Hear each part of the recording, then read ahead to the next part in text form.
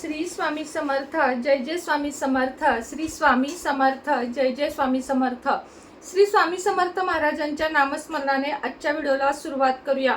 शुभ दुपार तुम्हा सगळ्यांना. कसे आहात तुम्ही सगळे? आशा व्यक्त करते स्वस्त असाल, मस्त असाल, स्वामींच्या सेवेमध्ये रममाण असाल.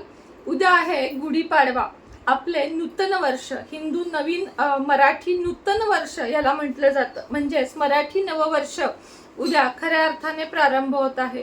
जरी आपण इंग्रजी महिन्यामध्ये कॅलेंडर बदलतो किंवा जन्माचे आपण बाळाचे नाव सुद्धा इंग्रजी महिन्याप्रमाणे बदलतो, पण तरीही चैत्र नवरात्रीतल्या या नवीन वर्षाला खूप सारे महत्व असतेच. कारण हे आपले मराठी नवीन वर्ष मानले जाते. या दिवशी पंचांगाचे वाचन करतात, नवीन पंचांग खरेदी करतात, विविध गोष्टी नवीन केल्या जातात. देवाची म्हणजे देवाळ्यामध्ये किंवा देवळामध्ये खूप छान सगळं व्यवस्थित स्वच्छता करून उद्या पूजा केली जाते. देवांना गुढीपाडव्यासाठी जे कडुलिंबाचा जो नैवेद्य असतो तो दाखवला जातो. ज्या साखरेच्या गाठी असतात त्या घातल्या जातात मंदिरांमधून. मंदिराचे कळस धुतले जातात. असा हा सुंदर असा दिवस असतो. मराठी वर्षाप्रमाणे उद्या नवीन वर्ष चालू होत आहे. सर्वांना मराठी नवीन वर्षाच्या खूप खूप खूप साऱ्या शुभेच्छा देते. कारण उद्याचा व्हिडिओ बघेपर्यंत नवीन वर्ष सुरू होत आहे. म्हणून आजच तुम्हाला नूतन वर्षाच्या सगळ्यांना शुभेच्छा देते. उद्या आपल्याला गुढीपाडव्याचे काही छोटे छोटे उपाय घरामध्ये करायचे आहेत. त्यातले 2 उपाय आत्ताच्या व्हिडिओमध्ये सांगेन, 2 उपाय उद्या संध्याकाळच्या व्हिडिओमध्ये सांगेन किंवा उद्या सकाळच्या व्हिडिओमध्ये नक्की सांगेन. उद्या गुढीपाडवा आहे. आपल्या घरातील नवीन वर्षात या नवीन वर्षाला सगळी निगेटिव्हिटी रिमूव्ह करायची आहे. कारण तुम्ही बघताय हे वर्ष पाहिजे असं नाही तर नाहीच चांगलं जाते. बऱ्याच जणांना आर्थिक दृष्ट्या असेल किंवा आता हे युद्धामुळे जे परिणाम होत आहेत त्यामुळे असेल, अनेक गोष्टी या वर्षाच्या सुरुवातीलाच वाईट घडत गेलेल्या आहेत. आणि अजून या वर्षामध्ये बऱ्याच गोष्टी आपल्याला बघायच्या देखील आहेत. त्यामुळे या वर्षामध्ये जितकं चांगलं काम तुम्हाला करता येईल तेवढं करा. जेवढं देवधर्म आध्यात्मिक राहण्याचा प्रयत्न कराल तेवढं राहा.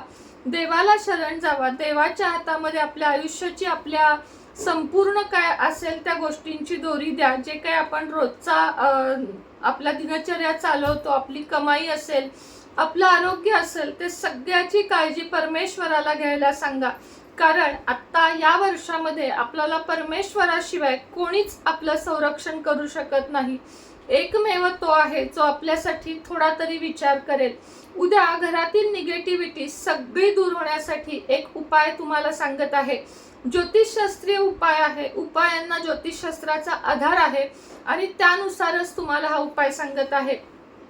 एखादी मातीची पणती घ्यावी. म्हणजे जी आपण दिवाळीमध्ये वापरतो ती मातीची पणती घ्यावी. त्या पणतीमध्ये जे जाड मीठ, जे खडे मीठ असतं ते संपूर्ण गच्च भरावं.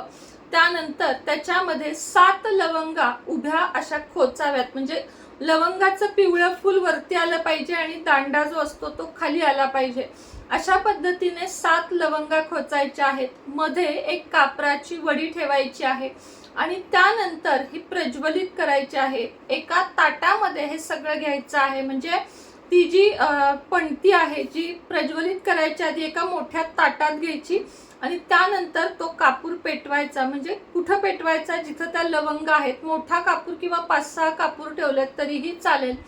त्यानंतर ह्याची जी धुनी आहे, म्हणजे ह्याचा जो धूर आहे तो संपूर्ण घरामध्ये, अगदी टॉयलेट बाथरूम सहित, टॉयलेटचं दार उघडा, आत जाण्याची गरज नाही. सगळ्यात आधी किचन मध्ये फिरवा, मग आपली बेडरूम असते तिथं, मग हॉल आणि मग सगळ्यात शेवटी बाथरूम आणि मग टॉयलेट. त्याच्या आधी हे सगळं करून घ्या. सुरुवात करायची आहे मुख्य दरवाजापासून. मुख्य दरवाजाच्या इथे तुम्हाला आधी वरून खाली असं फिरवायचं आहे. मुलाच्या किंवा कोणाच्या तरी हातात घंटी द्यायची आहे. घंटी, शंख वाजवता येत असेल तर शंख. आणि हा कर्पूर होम, जो कापूर आणि लवंगांचा होम जो आहे किंवा प्रज्वलित करायचा आहे, दरवाजापासून सुरुवात करा. उंबऱ्याच्या इथे तुम्ही त्याचा धूर पसरवा. त्यानंतर जिथं तुमचं देवघर आहे ते, एक खोली असेल, एका खोलीत 2, 3, 4 किती रूम तुमच्या असतील, एकूण फ्लॅट असेल, घर असेल, सगळीकडून ते फिरवून घ्या. सगळ्यात शेवटी बाथरूम मध्ये फिरवा. मग टॉयलेटचं दार उघडा, तिथं फिरवा. आणि त्यानंतर हे जेव्हा प्रज्वलित झालेलं शांत होईल त्यानंतर हे टाकून द्यायचं आहे. कचऱ्याच्या पेटीत कागदाच्या ह्याच्यात गुंडाळून तुम्हाला हे टाकून द्यायचं आहे.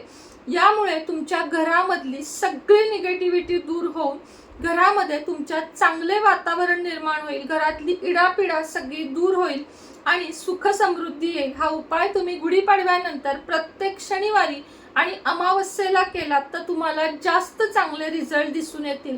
तर उद्या सगळ्यांनी हा छोटासा उपाय नक्कीच कराल अशी अपेक्षा व्यक्त करते आणि आजचा छोटासा व्हिडिओ इथंच थांबवते. ज्यांना ज्यांना उद्याच्या शुभ मुहूर्तावर लक्ष्मी कुंचन घ्यायचे आहेत त्यांनी उद्या लक्ष्मी कुंचन अवश्य बुक करा. त्यासाठी आपला नंबर इथे मी खाली देत आहे. लक्ष्मी कुंचन, विविध देवी देवतांच्या मूर्ती, ब्रेसलेट, क्रिस्टल, तुमच्या अडचणींप्रमाणे तुम्हाला काहीही हवं असेल तर कृपया आपल्या नंबरवर संपर्क साधा. तुपाच्या वाती, उदबत्ती, धूप हे सगळं काही आपल्याकडे उपलब्ध आहे. तर कृपया संपर्क साधावा. श्री स्वामी समर्थ.